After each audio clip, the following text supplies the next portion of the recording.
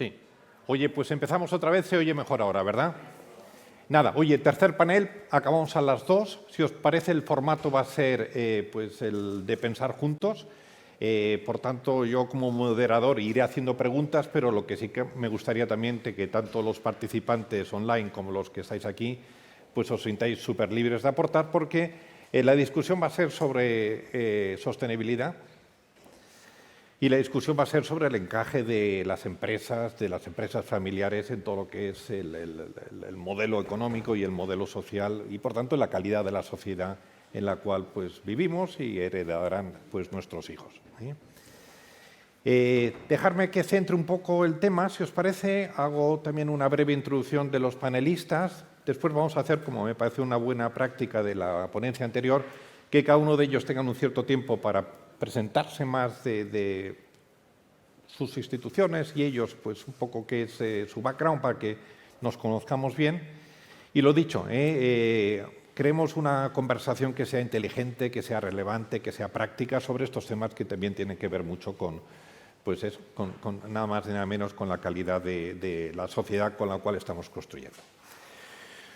Bueno, oye, y un primer dato que me gustaría aportar a la reflexión: sostenibilidad lleva a cuántos años tarda una empresa desde que nace hasta que muere, porque una empresa, como bien sabéis, es un ser vivo y como tal, la analogía de un ser vivo, o sea, básicamente una empresa perdura si está sana y una empresa muere pronto si está enferma.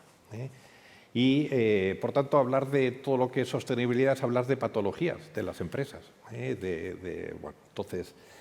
Y es hablar también de un papel que yo creo que cada vez más tenéis que reivindicar como directivos, que es el papel de sois terapeutas. Tenéis que ser capaces de diagnosticar dónde están pues, aquellos elementos que pueden enfermar pues, el funcionamiento de una empresa y de alguna forma también, pues, digamos, cómo poner remedio a esas posibles patologías organizativas. Oye, un dato interesante, a ver, bueno, un dato que me gustaría poner encima de la mesa: empresas de más de 200 años. Pues en el mundo hay 5.000, o sea, no muchas, 3.000 en Japón, 1.000 en Alemania y 1.000 en el resto de países. En nuestro querido país, pues creo que son 6 u 8, y algunas de ellas, Codorniu, no sé si empieza a cualificar ahora, pues en la medida en que a lo mejor pues, ha dejado o es parte de otro grupo. Ahí está Michele Costa también, como sabéis, está también Osborne, están, pues, bueno, Santander estará pronto, pero todavía no está. En fin, hoy no hay muchas empresas que perduran 200 años, pero a la vez las hay. De hecho, sabéis que hubo un informe que pidió el Banco Central coreano, si no me equivoco, pues alguna institución académica, sobre, oye, ¿qué hace que en Japón haya tantas empresas que perduren tantos años? Y no me acuerdo, pero básicamente como 6 o 7 razones que identificaron, y las menciono porque veréis que son, por un lado, de sentido común, algunas de ellas aplicables también pues, al concepto de sostenibilidad que después vamos a discutir, ¿no? Una de ellas es que no se obsesionaban con el tamaño, era algo que tenían en común. Otra es que les gustaba ser jugadores de nicho, y ahí ser, pues, digamos, un jugador dominante. Otra es que tenían poca deuda o que habían tenido históricamente poca deuda. Otra cuarta que me acuerde pues, es que habían tenido siempre el valor de la confianza, de las relaciones pues, con el ecosistema como un eje pues, digamos, importante. Y después, más anecdóticamente, también que habían sabido saltarse con cierta frescura al primogénito, en el caso de empresas familiares, pues cuando por alguna razón pues no daba pues el nivel. Bueno, oye, pues ahí está un trabajo que después lo podíamos, si queréis os lo documento un poquito más, pero que pueda ser de interés. Bien, oye, yo también para centrar el tema, si me pedís mi opinión y dejarme que ya os la adelante. Bueno, por cierto, soy, como veis, Luis Huete, vicepresidente del Instituto de Gobernanza y Sociedad, pero básicamente por una razón, porque coincidí en un colegio mayor con José María Benito hace como 40 y tantos años. Debió ser el... Bueno, no, aparte somos buenos amigos y de alguna forma pues hemos a lo largo de estos años, pues bueno, y también mi ocupación ha sido históricamente la de profesor de escuelas de negocio, principalmente el IES, pero también pues he podido dar clases en Harvard, en Deusto y en algunas otras instituciones que conocéis muy bien. Entonces, a ver, yo básicamente la fórmula que utilizamos es la sostenibilidad es igual a calidad de relaciones de una empresa hacia afuera, y hacia afuera, número uno, clientes, pero pues más elementos, o sea, por tanto, una empresa es un ecosistema y, oye, en la medida que tiene relaciones con fuera que funcionan, eso la hace sostenible, pero la otra parte que hace sostenible a una empresa, desde mi perspectiva, es la calidad de las relaciones internas. La relación de la calidad entre los socios, entre los directivos entre sí, entre las áreas y, por tanto, fijaos qué interesante, al final esto va de la sostenibilidad, tiene que ver, y también por teoría de sistemas lo sabéis muy bien, de que las partes sean buenas y, sobre todo, de que la relación entre las partes funcione. Y eso es teoría de sistemas y lo conocemos todos muy bien. Las relaciones, como sabéis, son asimétricas, se deterioran muchísimo más rápido que se mejoran. Y, por tanto, claro, aquí hay un tema muy interesante que es la sostenibilidad, está muy ligado a las habilidades directivas o de liderazgo, de crear relaciones de valor añadido pues, hacia afuera y hacia adentro.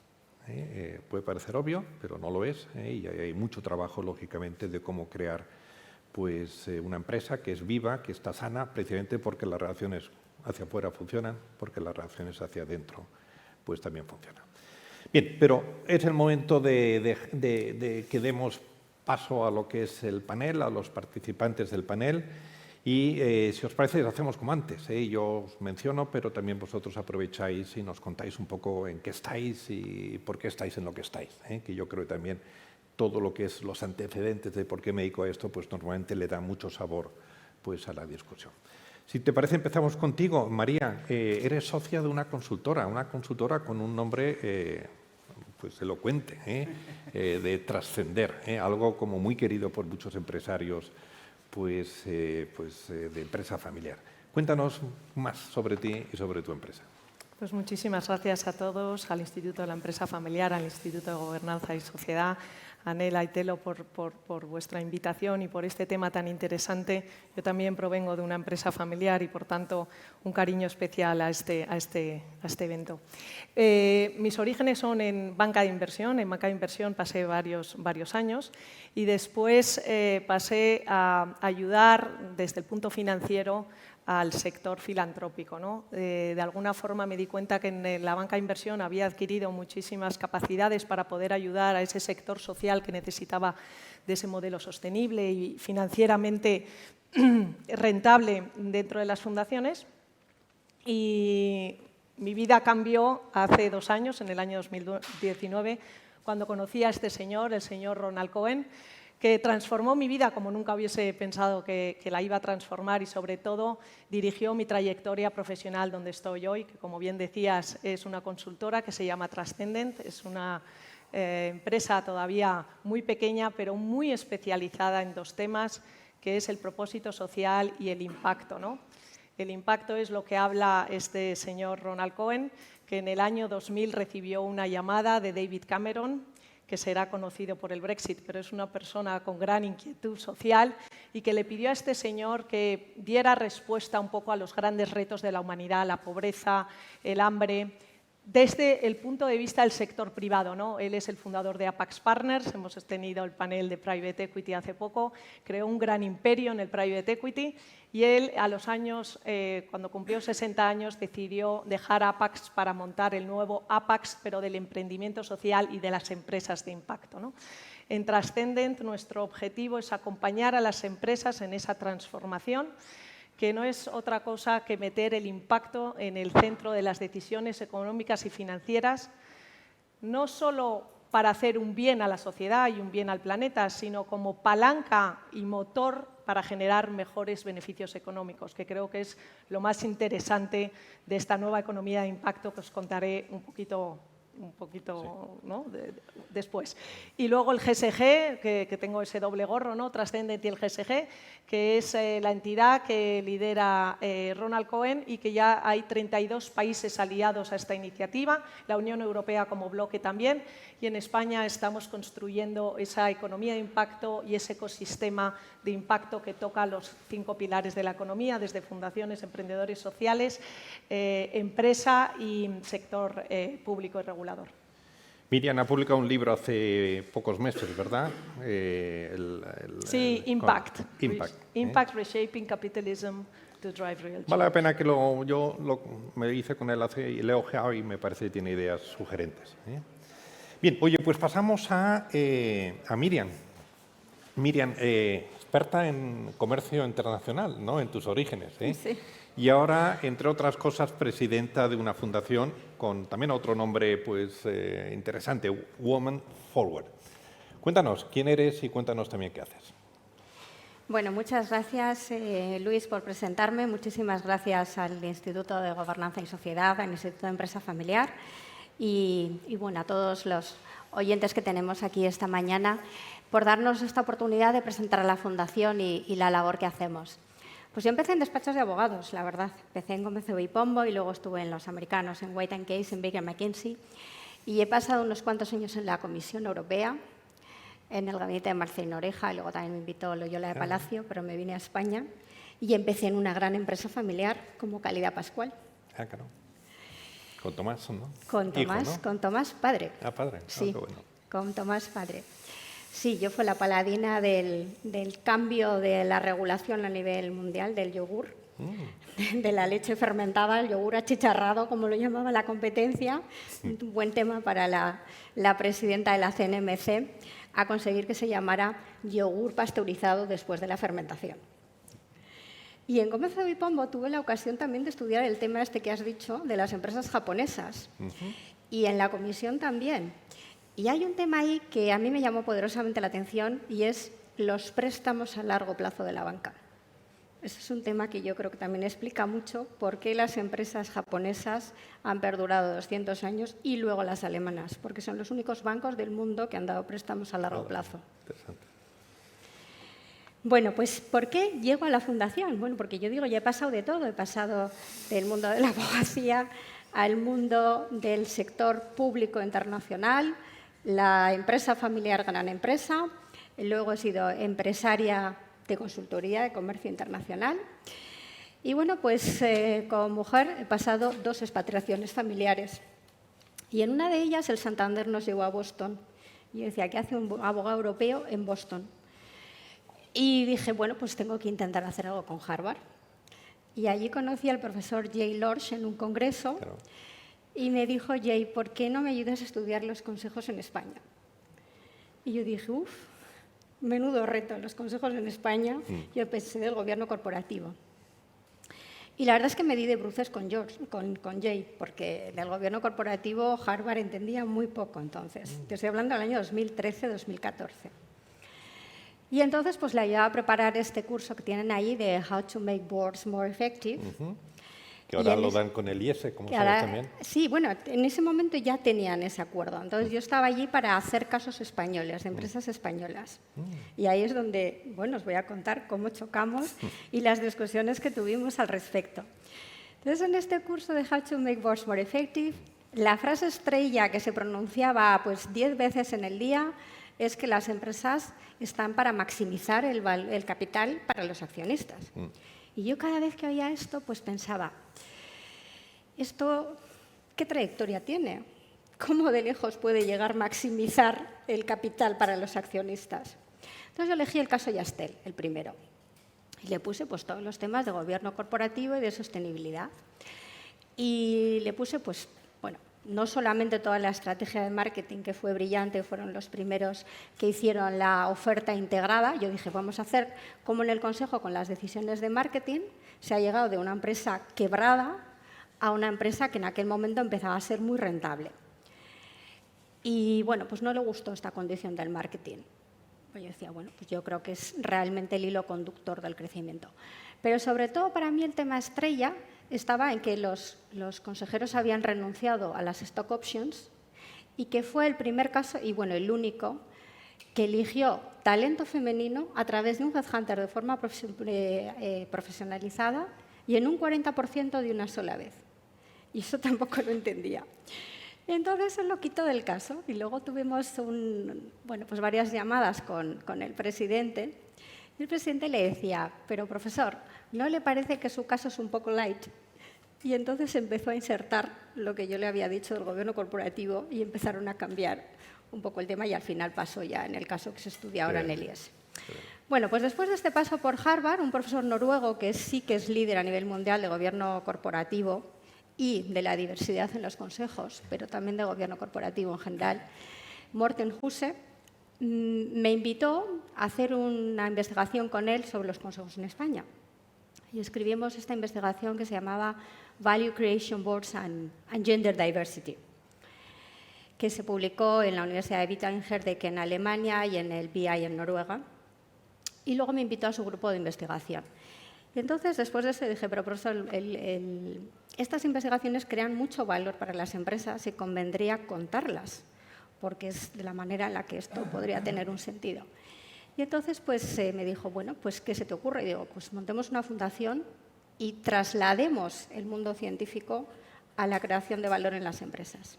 Y ese fue el origen de la fundación y lo que hacemos en la fundación, intentar trabajar para las empresas, como digo yo, crear valor, impulsando el liderazgo femenino, la diversidad y el gobierno corporativo. Qué bien. Bien, más, Jacobo. Jacobo, eres el socio director en Madrid de un despacho de abogados, que gracias también por hacer la sponsorización de estas jornadas.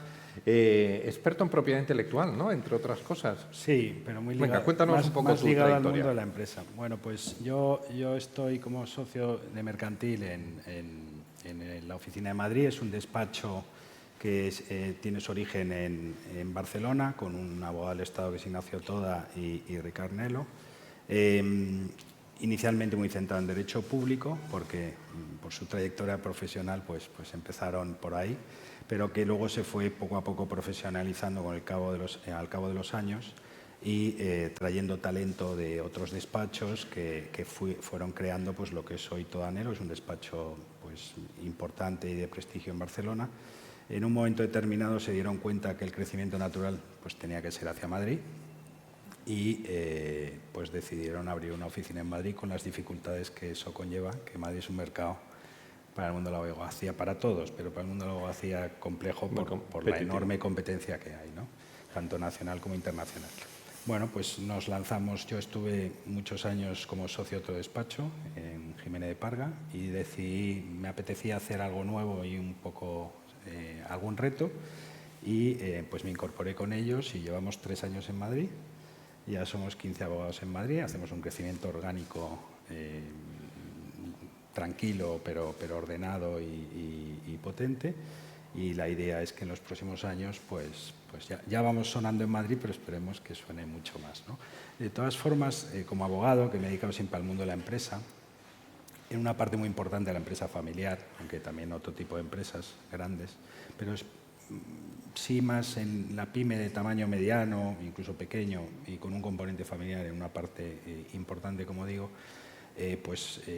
Yo cuando empecé como abogado estuve unos años como abogado interno de una empresa grande, porque es patente algo, pero familiar, con un componente familiar muy importante, y que ya cuando entré yo, que hace muchos años, pues ya estaba en evolución, porque ya llevaban varias generaciones de todo esto que vamos a hablar o que estamos hablando en todas estas ponencias, del gobierno corporativo, de la relación de los accionistas, de las tensiones y también, como os podéis imaginar, más en estos últimos años, evidentemente en ese momento quizá menos, pues toda la sensibilidad de la aplicación de los criterios sostenibles, ¿no?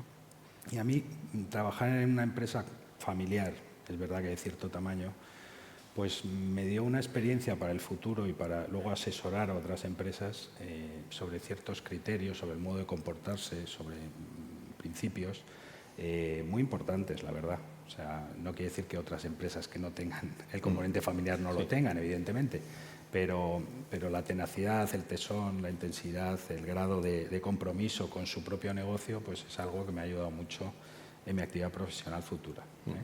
Magnífico. Muy bien. Oye, pues nos queda una persona más para que la situemos. Es Bernardo Quinn. Bernardo Quinn tiene sangre irlandesa y austriaca, pero nació en Buenos Aires, si no me equivoco. Yo lo conocí en Buenos Aires hace 27, 28 años. Bernardo hizo el máster en Harvard y toda su vida, toda su trayectoria profesional la ha hecho una parte importante en Telefónica. En Telefónica Su último encargo fue responsable del Cono Sur, o sea, tenía la cuenta de resultados de 5 países. Y anteriormente estuvo en el comité ejecutivo, estuvo en el comité ejecutivo de Telefónica también como director de global de recursos humanos.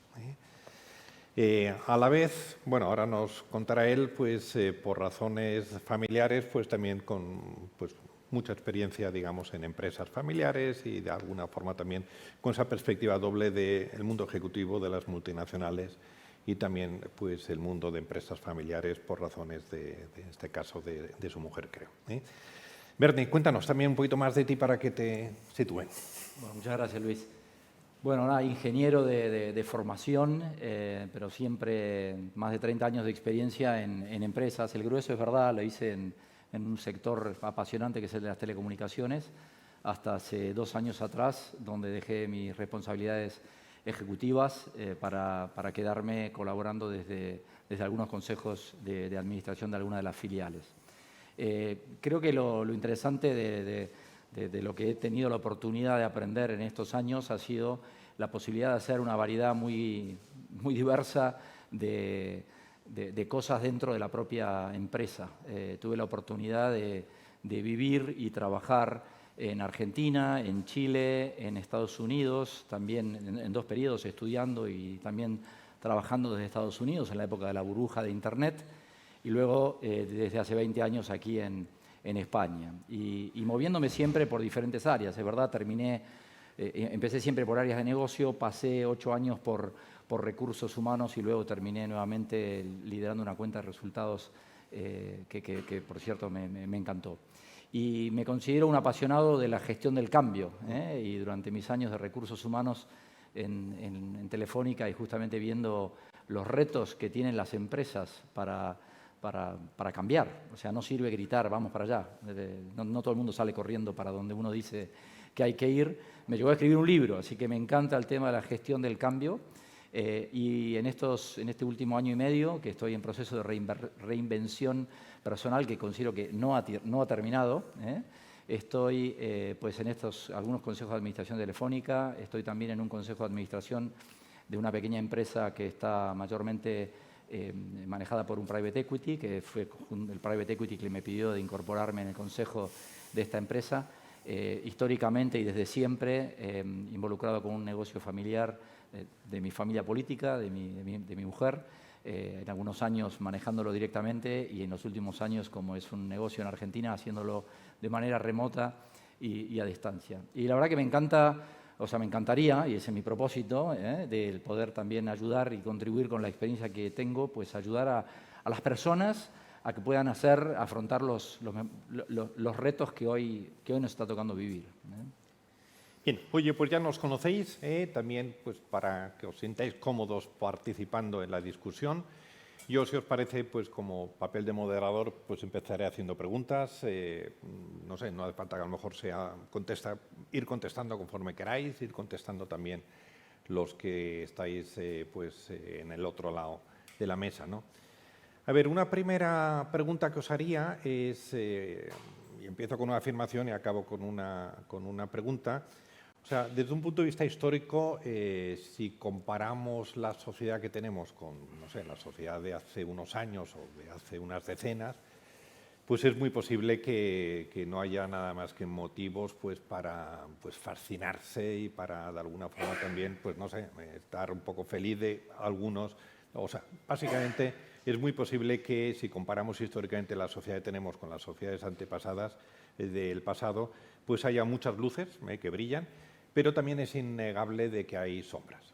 Y me gustaría poner que pusiéramos el foco en las sombras, pero no por autoflagelarnos, sino al revés, porque en ese contexto del encaje de las empresas y de las empresas familiares en la sociedad, al final lo que me gustaría es que acabáramos con una discusión de qué más podemos hacer desde las empresas familiares, pues para que haya menos sombras. ¿Qué más podemos hacer desde, no sé, los inversores institucionales para que también, digamos, ese conjunto de luces y de sombras sea más razonable? ¿Qué se podría hacer desde las administraciones públicas? O sea, esa es un poco la discusión que me gustaría que participáramos todos. Porque, no sé, yo creo que parte del propósito de todos nosotros o de muchos de nosotros es, oye, intentar ser parte de la solución a los problemas que nos encontramos, ¿no? Y desde es posible, no lo sé, esa es la discusión, que se puede hacer mucho desde pues, la buena gobernanza. Al final, por cierto, buena gobernanza es tomar buenas decisiones y ejecutarlas bien, ¿eh? Y también de ese tema después sí me gustaría que a lo mejor pues pudiéramos hablar, ¿no? Decir, oye, al final esto va de dos cosas, de decidir bien y de ejecutar bien, ¿eh? Y en ocasiones la buena gobernanza, si se queda solo en decidir bien, pero después no se ejecuta bien, al final eso tampoco es necesariamente crear los resultados que queremos. Venga, entonces, sombras, ¿qué cosas hay en la sociedad que tenemos que involucrarnos en que mejoren? ¿Quién empieza? Venga. Empiezas. Bueno, pues yo me lanzo. Para mí, Luis, la verdadera batalla en la que nos enfrentamos no es tanto ¿no? la tensión entre capitalismo, ¿no? Roto o capitalismo rediseñado, entre un liberalismo y un proteccionismo, entre China o Estados Unidos, entre populismos y nacionalismos. Yo creo que la verdadera batalla a la que nos enfrentamos es si hay de verdad un verdadero propósito o no lo hay, y sobre todo si cumplimos o no cumplimos las normas para avanzar en el progreso económico y la prosperidad compartida, ¿no? Para mí, entre los grandes desafíos que tenemos por delante y que los ha agravado la pandemia, como es el paro en cifras, ¿no? Que no habíamos visto antes, o por ejemplo el tema de la pobreza, ¿no? Dicen que en España caerán 800.000 personas en pobreza extrema solo en este último año, ¿no? El sector público superado por el gasto, ¿no? España con un 8,5% de déficit público, una deuda que supera el 110% de nuestro 120. PIB. Sí, son cifras absolutamente aterradoras y sobre todo que nos posicionan muy pobremente a nivel de la Unión Europea, ¿no? Y todas estas causas efectivamente son terribles, pero a mí me gustaría destacar una, ¿no? Y con esta diapositiva que ya ha salido, que no me había fijado, perdonadme, para mí es la desigualdad, Luis. Para mí esta diapositiva la hizo la Fundación Bill y Melinda Gates y es ¿no? muy fácil de entender, ¿no? La vida es un camino y cada uno de nosotros nos enfrentamos a los grandes retos de una manera diferente, ¿no? Bill, que nace, ¿no? en Washington, creo que es, pues ante los retos de país, el país donde nace, en Estados Unidos, el reto de la demografía, el reto de los conflictos de cambio climático o de, ¿no? desastres naturales o los factores socioeconómicos o de gobernanza que estamos hablando aquí, bueno, pues tiene un camino más o menos llano, ¿no? Melinda, como mujer, se enfrenta también a los mismos retos y tal vez lo tiene un poco más difícil en el tema de género, ¿no? Pero si veis esta niña, una niña que nace en el Sahel, en África, las montañas ya no son llanitas, ¿no? Ya no son mesetas. Fijaros lo difícil que tendrá a lo largo de la vida el poder de verdad tener una vida digna, tener una oportunidad de empleo, una oportunidad para formar una familia, para crear una empresa tal vez familiar. Y ahí es donde a mí me gustaría destacar que esta nueva economía de impacto que impulsa el GSG y el señor Ronald Cohen da un poco respuestas o un camino hacia cómo podemos conseguir paliar estos efectos de la desigualdad, ¿no? Parece que el talento está regularmente esparcido en el mundo, ¿no? Por decirlo de alguna forma, pero no las oportunidades, ¿no? Los que estamos aquí hoy estamos más cerca de Bill y Melinda Gates, pero estamos muy lejos de esa niña del Sahel, ¿no? Las tres claves para nosotros y donde creemos que la empresa familiar es la champion, nosotros llamamos los champions aquellos, ¿no? que lideran el cambio, para nosotros la empresa familiar es un champion. Las tres claves de esta nueva economía de impacto son tres, ¿no? La primera, ese propósito fuerte y valiente dentro de la misión de la empresa, que además permea a la misión, a la visión y a los principios de la empresa. La segunda es pasar de un paradigma de optimizar rentabilidad y riesgo a pasar a una triple ecuación o a un nuevo paradigma de rentabilidad, riesgo e impacto, que hablaremos después con el tema de la inversión, si quieres, Luis. Y una tercera parte donde entra el sector público, que también hemos hablado en este evento hoy aquí, y es una alianza nueva público-privada donde el sector privado y el sector público vayamos de la mano para generar soluciones innovadoras donde la empresa es mucho más capaz que el sector público para encontrar soluciones a los grandes retos de la humanidad, ¿no? Y, bueno, con esas 3 claves y diciendo que la empresa es Miriam, champion. Jacobo, Bernie, ¿qué sombras hay por ahí que vale la pena poner el foco en ellas y bueno, después, ¿qué más podemos hacer? Bueno, yo creo que hay el desafío de esas 3 Cs que de alguna manera se ha hablado a lo largo de la mañana y tú también has nombrado, que son el contexto, el corporate, la parte de la empresa y la colaboración. Esa colaboración que puede ser público-privada, pero que también es de pequeñas empresas con grandes empresas, de unas empresas familiares con otras. Y ese abrirse, el ver las debilidades de una forma más transparente, más honesta, y también de buscar cada vez e integrar mejor el talento. No solamente atraerlo, sino saber mantenerlo y evitar esas fugas, esas pérdidas de talento que muchas veces lo que hacen es ir en contra de la sostenibilidad. Yo creo que hoy tenemos el reto del capitalismo de los stakeholders, en los que bueno, pues diferentes grupos de interés juegan un papel muy importante que estas empresas de hace 200 años no tenían. Y también pienso que la empresa familiar está muy bien posicionada en esto porque normalmente, como también se ha dicho, es una empresa que tiene un propósito más claro y que tiene una vocación de perdurar a largo plazo, con lo cual está mejor posicionada, por lo menos desde el punto de vista del propósito, para enfrentar el reto hoy de la colaboración con los stakeholders, de la sostenibilidad, del largo plazo e incluso de la profesionalización. Si volvemos, por ejemplo, a los temas de consejos, pues incluso, ¿no?, el consejero que va de un consejo a otro y que aglutina muchos consejos y que además es CEO de una compañía, pues es una figura que tiende a estar superada en lo que requiere hoy en día un consejo. Un consejo requiere profesionalización, pues hay precisamente múltiples estudios de Harvard, del INSEAD del año pasado, del Center of Governance, en el que dice que la mayor parte de los consejeros que quieren enfrentar este reto, ellos mismos, un 48% de ellos reconocen que es necesario profesionalizarse. Además, profesionalizarse en un ámbito en el que creen que pueden ser especialistas, crear ese valor y poder realmente dar respuesta desde distintos ámbitos, ¿no? Uno de ellos es, además, transmitir esa creación de valor a toda la empresa, porque de nada sirve el tener un consejo buenísimo, ¿no?, un poco lo que estabais contando, si luego no se ejecuta.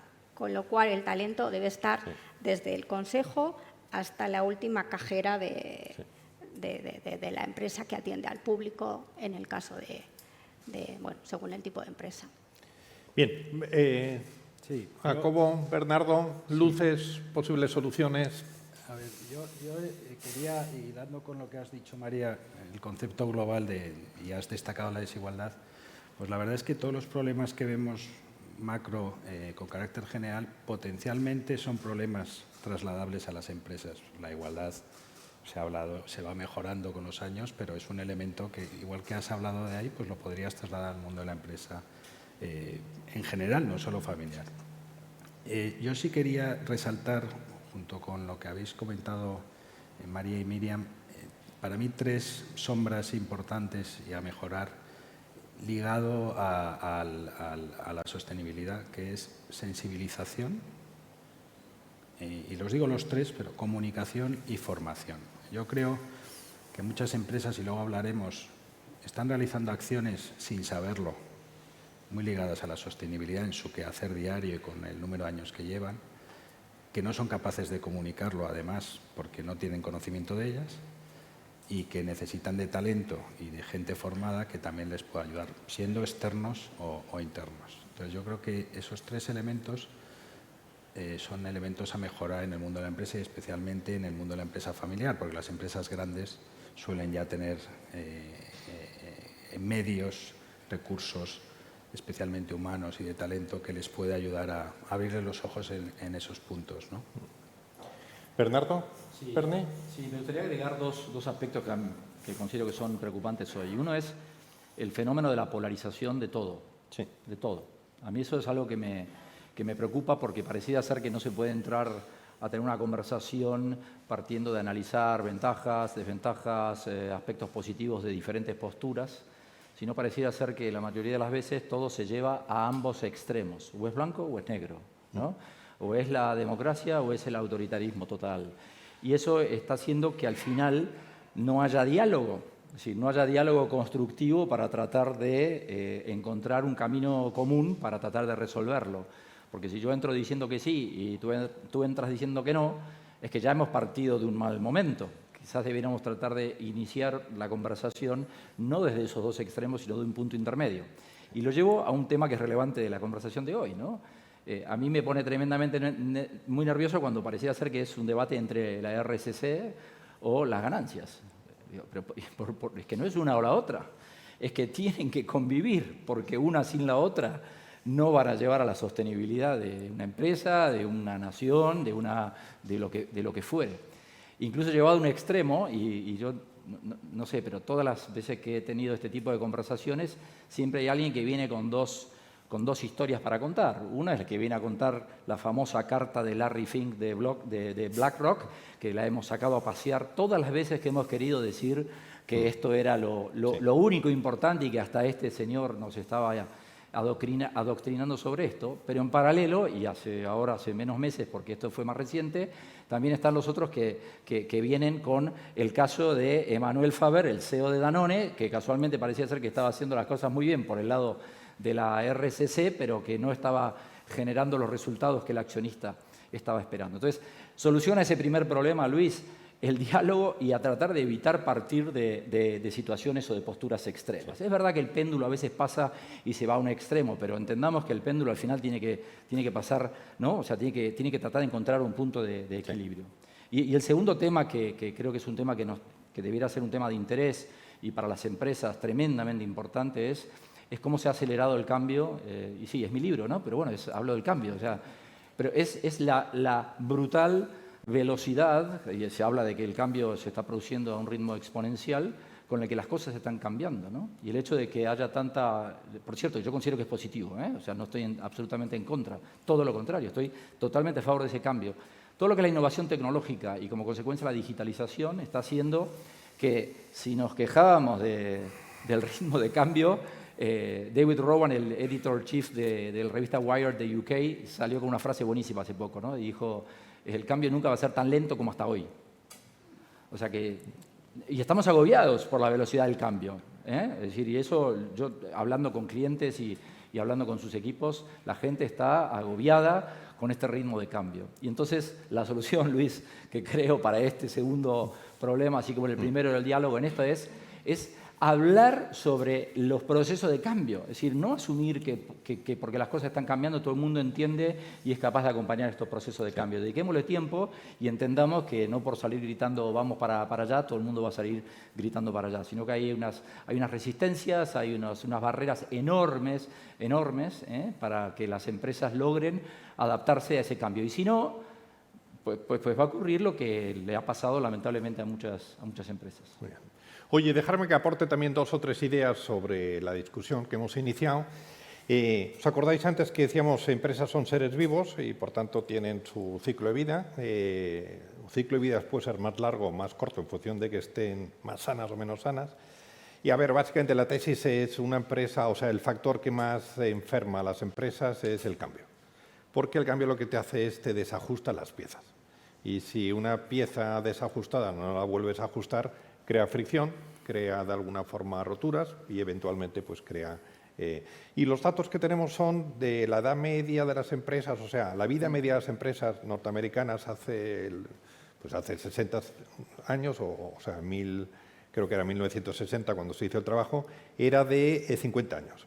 Hoy la edad media de las empresas, desde que se fundan hasta que desaparecen por fusiones, porque se cierran, por lo que sea, en Estados Unidos no llega a 20 años.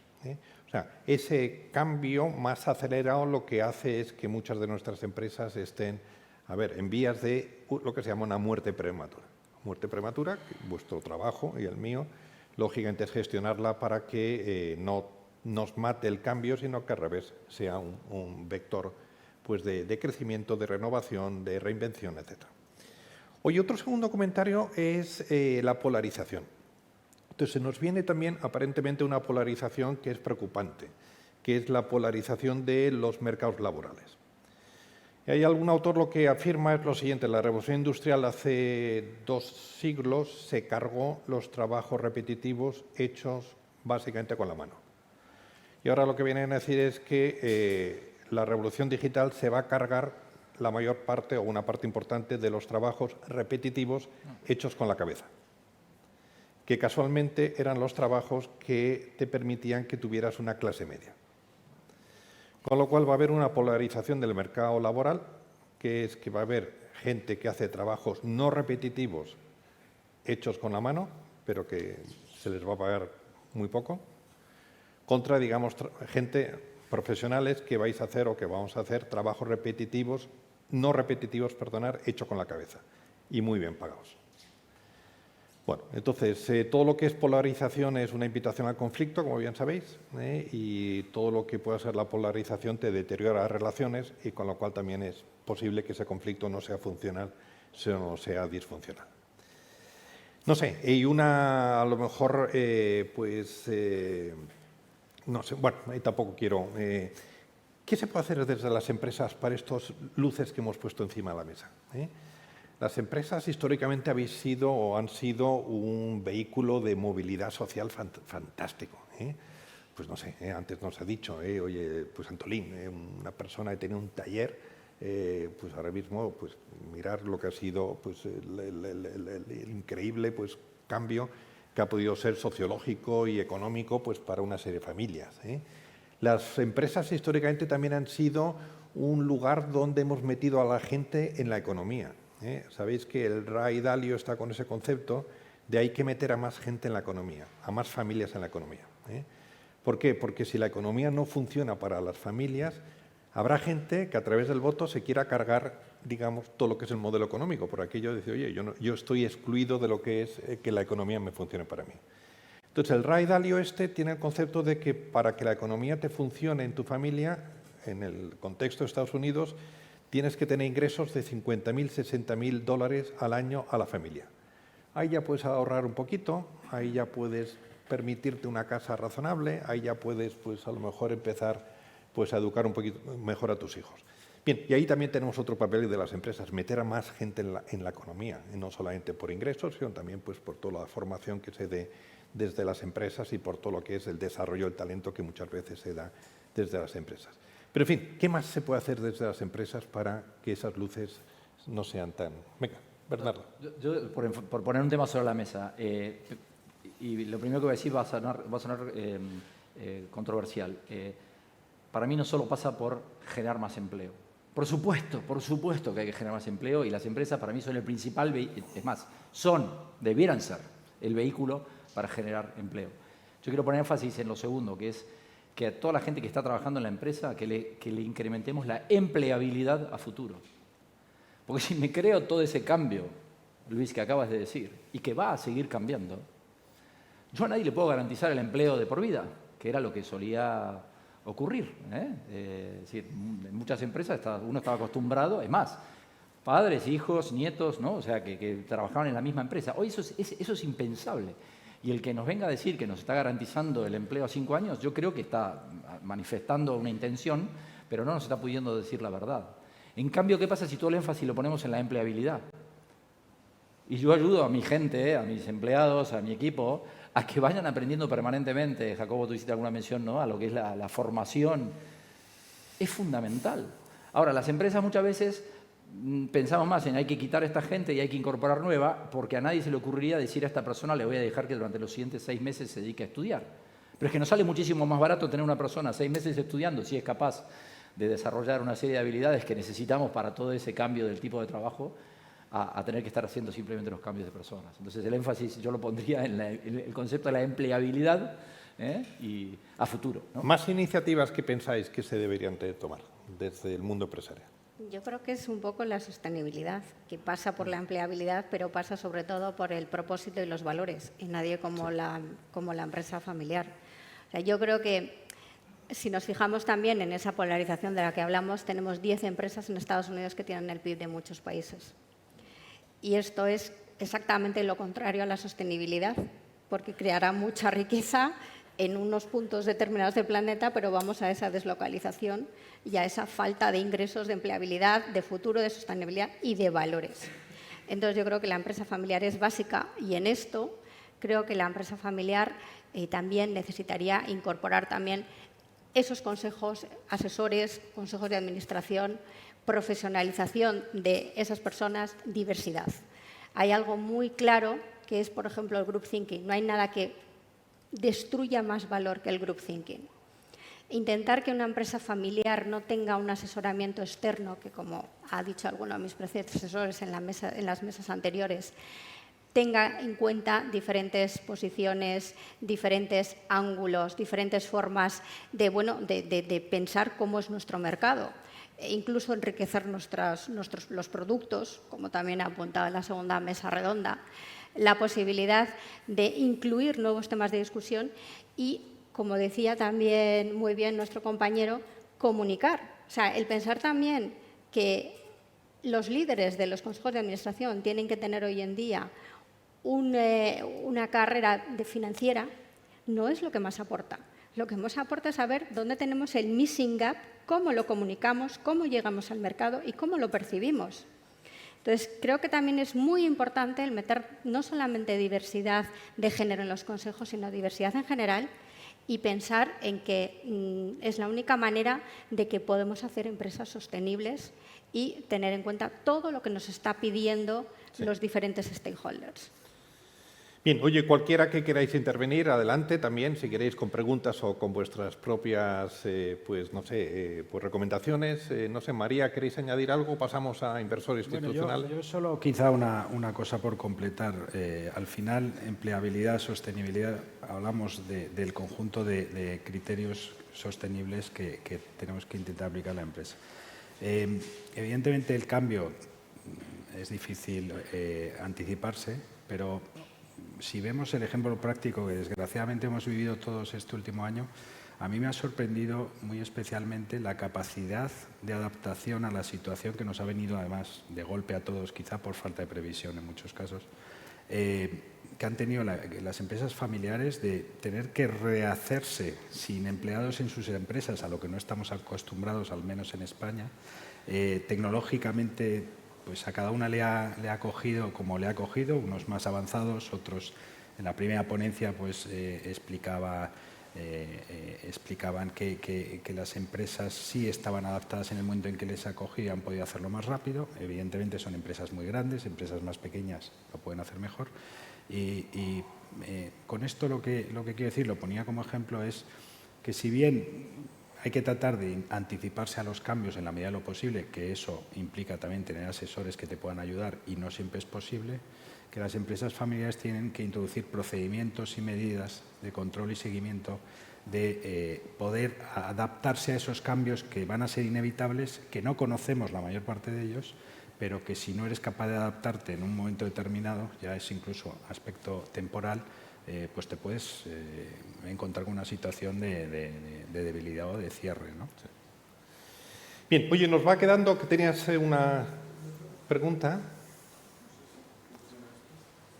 Sí, estaba. ¿Ahora no? No, ahora perdón. Sí. Quería introducir el tema de la regulación como sombra y de la politización de la regulación. Es decir, la regulación es una cosa que vale para una cosa, pero ahora se utiliza para otra. Es decir, la utilizan los gobiernos para hacer cosas que están desconectadas con la realidad. Era simplemente... Buenísimo. Oye, nos quedan unos minutos. Sí que me gustaría que esos minutos los dedicáramos a, desde los inversores institucionales. ¿Qué está pasando? Porque históricamente la experiencia poca o mucha que pueda tener con inversores institucionales es que las carreras dentro de lo que son pues, las instituciones financieras se ha primado el corto plazo, se ha primado la agresividad, se ha primado un análisis puramente financiero y eso son culturas, que eso no son fáciles de cambiar. Y se ha también de alguna forma pues, incentivado un sistema de incentivos pues muy agresivo, muy ligado a resultados a corto plazo y, por tanto, algunas voces pues, sesudas han dicho que hay parte del problema que tenemos es el comportamiento histórico de los inversores institucionales. Bueno, si fuera cierto, también podría ser parte de la solución. Yo creo que ahí, María, creo que sería muy interesante que nos contaras qué está pasando o qué estás viendo, porque, claro, con el concepto este de inversores o de una inversión de impacto, no sé, yo creo que ahí algo se está moviendo que es sugerente. Pues sí, muchas gracias, Luis. La verdad es que estaba deseando llegar a este punto porque la inversión de impacto es nuestro fuerte. Si pueden poner la diapositiva que había, sí, no sé si lo veis, pero sí. Nosotros hablamos del ABC del impacto, ¿no? Nosotros decimos que cuando los inversores hablan, las empresas escuchan, y es verdad. Los inversores son una clave absoluta para transformar y para poner luz en los modelos de negocio, ¿no?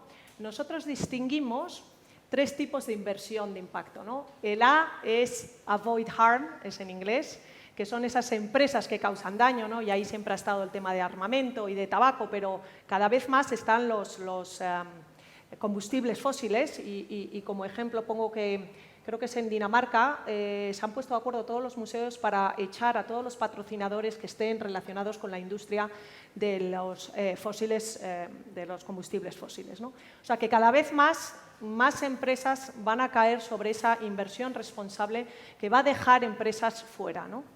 La segunda es la B de Benefit Stakeholders, que es la que hemos hablado de los criterios ASG, ¿no? Y que es una contribución positiva en temas sociales y medioambientales, como hemos hablado aquí, y que está muy bien, ¿no? Es lo que llamamos nosotros inversión con impacto. Pero nuestra gran aportación es la inversión de impacto que está en la C de contribute, ¿no? Contribuir a las soluciones de los grandes desafíos mundiales. Para nosotros la inversión de impacto es aquella que no es inversión con impacto, sino que define el impacto a priori. Se define un objetivo de rentabilidad, se define un objetivo de riesgo, pero se define un objetivo de impacto.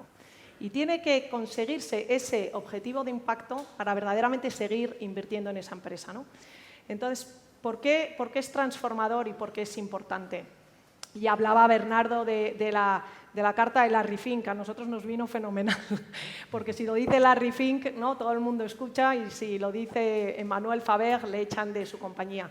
Para nosotros lo importante que es, si nosotros tuviéramos hoy una contabilidad financiera de impacto, si pudiéramos transparentar el impacto positivo que ha generado una empresa como Danone, poniendo precio a las externalidades y poniendo precio a las contribuciones positivas, a lo mejor el valor de la compañía de Danone no lo hubiesen valorado como lo han hecho, ¿no? Y en este sentido, a mí me gustaría dar unas cifras que son verdaderamente impactantes, y es que, de nuevo, la Universidad de Harvard, parece que no salimos de la Universidad de Harvard, pero la Universidad de Harvard junto al GSG ha hecho un estudio, un proyecto que se llama The Impact Weighted Accounts, y ha valorado 1.800 compañías en el mundo, y la verdad es que los resultados son sorprendentes, ¿no? Pero de esas 1.800 compañías han generado solo en un año 3 trillones americanos, o sea, 3 billones nuestros, de daño medioambiental. Eso al final es muy fácil de calcular porque la tonelada de CO2, ¿no? Es $300, con lo cual es científicamente correcto, pero ese daño alguien lo está pagando. Lo que es interesante para los inversores de impacto es que si todas las compañías hiciesen los Impact Weighted Accounts y viesen, ¿no? Tanto en el aspecto medioambiental, cuál es el daño o el beneficio que generan, en tu producto, en tu OPEX, en tu producto, ¿no? Cuánto impacto positivo o negativo generas, y en tu empleo puedes valorar verdaderamente, ¿no? Si la empresa está fomentando un clima, una diversidad de género, de cultura, de religión, de oportunidades, ¿no? De todas esas cosas que se han hablado hoy aquí, las cuentas financieras serían distintas. De hecho, los datos de este estudio son que el 15% de esas 1.800 empresas, si se hubiese hecho una contabilidad financiera de impacto medioambiental, solo en el medioambiental, hubiesen visto liquidadas totalmente sus ganancias. O sea, su EBITDA hubiese pasado a cero, ¿no? Y en el 32% de las compañías hubiese reducido en más de un 25%, ¿no? Entonces, volviendo un poco a lo que tú decías, ¿no? Para nosotros los inversores, el capital privado, igual que fue el que consiguió la revolución tecnológica, va a ser el que consiga esta revolución del impacto, donde de nuevo la empresa familiar, por su ADN social, por lo que hemos hablado de que está tan cerca del terreno, del desarrollo local, que es la primera que le interesa que todos sus stakeholders estén bien, pero su comunidad quiere, ¿no?, generar empleo, pero no solo empleo para los que van a la universidad, sino también para aquellas personas que lo tienen más difícil por temas de discapacidad, por temas de vulnerabilidad. Cuando dices una persona en riesgo de exclusión, no es una persona pobre, una persona, una familia que hoy haya perdido su empleo, hoy ella entra en una situación de vulnerabilidad. Y esa familia puede ser una familia que él o ella esté en una empresa familiar. Oye, un dato también que puede ser interesante, sabéis que las auditoras nacieron, o al menos se consolidaron o crecieron más por el 1920 y, digamos, tuvieron un papel en aquel momento de darle credibilidad a los estados financieros, por aquello de que había prácticas dispares y, por tanto, pues, digamos, había una cierta inseguridad de si lo que me presenta. Entonces, es muy posible, y creo que también está en la línea de lo que estáis haciendo, que ahora surjan el equivalente a las auditoras de estados financieros a lo que puedan ser auditoras de lo que pueda ser del impacto de las empresas en su entorno. Y que, por tanto, haya una nueva, pues que se nos pida, que además con la misma importancia que se nos pide que los estados contables sean fiables, pues de que exista también, digamos, una información fiable de qué impacto tienen las empresas en su entorno. Lo cual, efectivamente, eso haría que, eso movería mucho lo que pueda ser el terreno. Oye, nos quedan 5 minutos. Antes ha salido un tema que lo ha introducido aquí, el tema de exceso de regulación contra, digamos, espontaneidad en hacer las cosas, pues porque surge, pues no sé, del buen sentir y del buen pensar de la gente. No sé, a mí me gustaría también que, pues, oíros vuestra opinión. Nos estamos pasando desde el punto de vista de sobreregulación sobre estos temas. Está siendo a costa de algo que a lo mejor es, oye, que haya más gente con más valores y sabéis que un valor es la esencia de un conocimiento hay un conocimiento que da sabor a la vida y se llama sabiduría. En muchos casos lo forman, pues, digamos, no sé, valores, un relato sobre la vida, en donde los demás son importantes, en donde esto no va de yo y lo que tengo, sino va de otras cosas, ¿no? O sea, no estamos sobre-regulando a costa de poner un énfasis en los temas que al final es de desarrollo personal, al final es de desarrollo de la inteligencia, pero también de la bondad, ¿no? Y también de lo que es de la voluntad de la gente. No sé, ¿qué pensáis? Yo pienso que hay que distinguir entre lo que es una sobreregulación y imponer barreras técnicas a los intercambios o a la posibilidad de comercializar. Estamos en un país en el que nos encanta parcializar los estados o los regímenes de cualquier cosa. Tenemos 17 comunidades autónomas, pues si hablamos, por ejemplo, de un mismo plan de igualdad, que las empresas lo están viendo como una imposición porque nadie ha entendido que esto es un sistema de gestionar el personal, que crea valor en la organización, que alinea la empresa estratégicamente, que hay que verlo como una manera en la que todos los recursos humanos dentro de la empresa estén alineados, las personas se sientan beneficiadas por tener ese plus de atención y el que funcione todo de una manera mucho mejor, que capacite a esa empresa para innovar mucho más, que es otro tema fundamental de las empresas familiares del que hemos hablado poco hoy. Una de las características fundamentales de la empresa familiar es innovar a largo plazo, pero estar renovándolo constantemente. Sí. Es un compromiso brutal con los consumidores y una apertura que se tiene que comunicar correctamente al mercado, en el que el consumidor cada vez entienda que está en el centro de tu atención. Y eso, con esa regulación de que cada mercadito tiene una normativa diferente, evidentemente es... Costes, sí. Oye, nos quedan 2 minutos. ¿Alguna opinión también en plan flash que queráis aportar?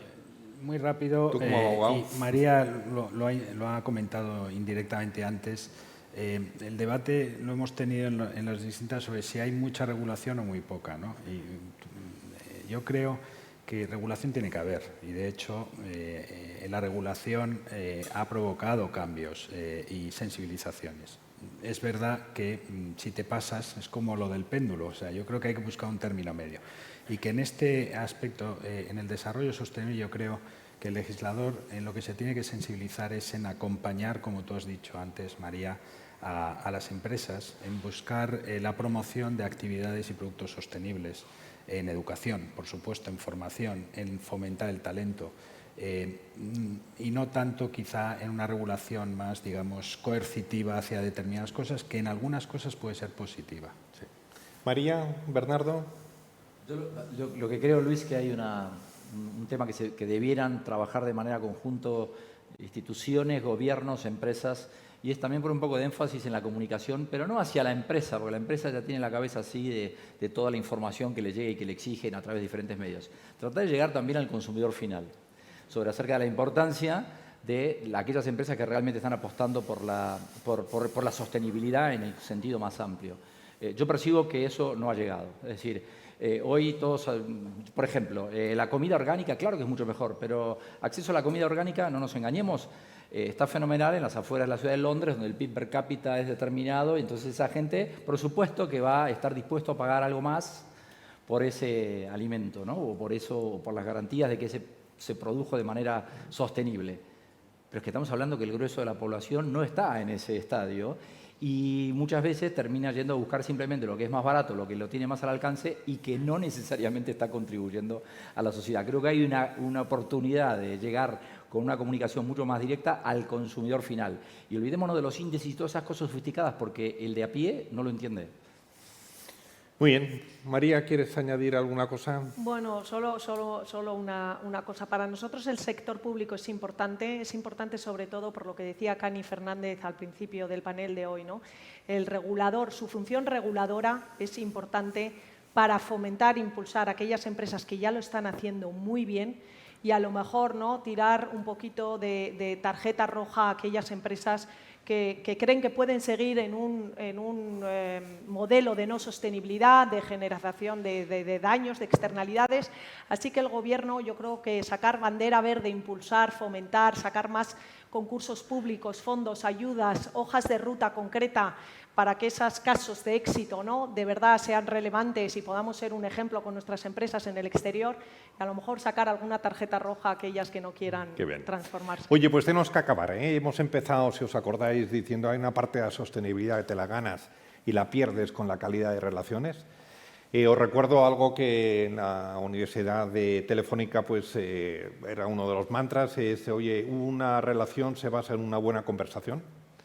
Y una buena conversación se basa en un buen liderazgo. O sea, hay una correlación entre conversaciones, relaciones y liderazgo muy clara, ¿eh? Y os recuerdo que una relación de valor añadido genera reciprocidad y eso es hiperprogresista, ¿eh? Que ambas partes, en vez de pelearse, pues de alguna forma también tengan una predisposición pues, a hacer una reciprocidad. Pero la reciprocidad se basa en conocimiento mutuo, porque alguien tiene que empezar. Y claro, si yo te doy y no te conozco y tú no me devuelves, pues ahí ya tenemos el lío, ¿eh? O sea, por tanto, todo lo que sea conocimiento mutuo, todo lo que sea, pues digamos, crear relaciones de confianza y de respeto mutuo es lo que va a poner en marcha esta maquinaria del progreso, esa maquinaria en donde lo digital y donde todo lo que es la revolución tecnológica pues no va a ir a costa de la calidad de la sociedad, sino esperemos que también vaya en paralelo a lo que es construir una sociedad más integrada, más interesante. Y nada más, son las 2 en punto, ¿eh?